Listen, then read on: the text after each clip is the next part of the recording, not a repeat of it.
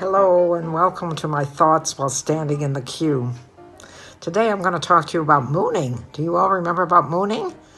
There's my big news is that no mooning is allowed when the moon is full in Australia. It's illegal to bury your bum in Australia these days, and I think the Aussies are really missing out. Now, I object to body shaming of any kind, and to me, prohibiting someone from succumbing to an irresistible urge to run through the streets bare-assed is stifling self-expression. It turns out that the state of Maryland in the United States agrees with me. Its court said that mooning is a form of artistic expression, and to prohibit it is to infringe on our right to freedom of speech. So in Maryland, you can moon. In fact, our United States Supreme Court has insisted that the only indecent thing to expose is your genitalia. And I'm still trying to figure out why my vagina is indecent. It's always maintained a very proper decorum because I am a nice Jewish girl. When I look back over the endless years that I've been alive, I realize that men particularly have a penchant for ripping off their clothes in public. They love to do it. Don't ask me why. I suspect it's because they're determined to prove that there is an aesthetic dimension to all that hairiness and those funny protruding pink things they have. And it's men who love seeing naked people romp around. Women have better things to do, don't we? Several years ago, I was at the Brainwash in San Francisco, which is a combination laundromat and comedy club, open mic comedy club, with very large bay windows facing the street.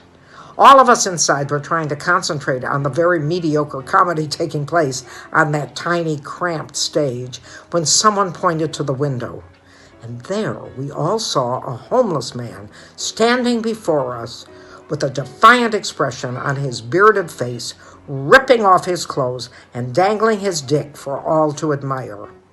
And every male in that place turned to look and to point and to exclaim, "Oh my God!"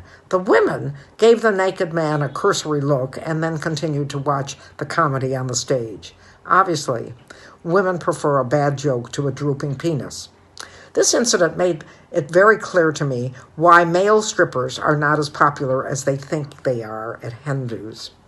The city of San Francisco prides itself on its liberal policies, and mooning is definitely no more offensive to everyone there than hailing a taxi. Nobody cares. However, there's a very conservative faction in the city. They all live in Nob Hill, and they managed several years ago to pass a law prohibiting nudity of any kind. Their mantra was, "The hell with freedom of expression. We don't want to disillusion our children."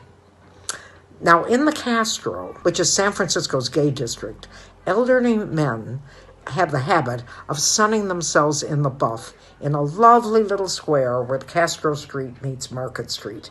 It's a very sweet tradition. It's really adorable. A bunch of little old men sitting naked, just chatting, reading the paper.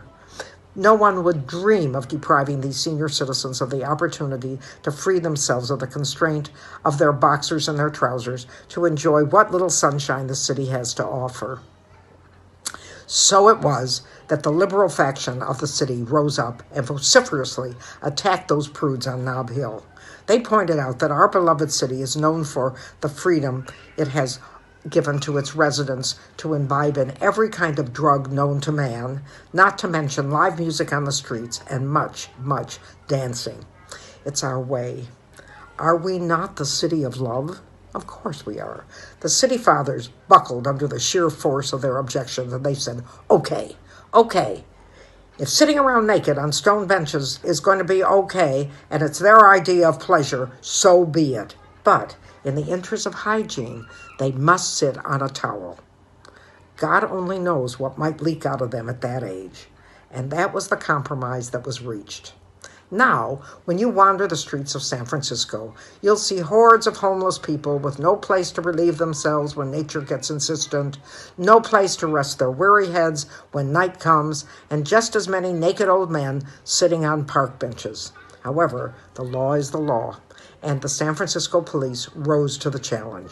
Now, instead of answering calls to prevent domestic violence or theft or murder on its busy streets, they spend most of their time on duty, checking to be sure that old men who are sunning themselves are sitting on a proper towel. Of course, if all you want to do is expose your bottom and run through the streets, we're all for it. And thank you so much for joining me for my thoughts while standing in the queue.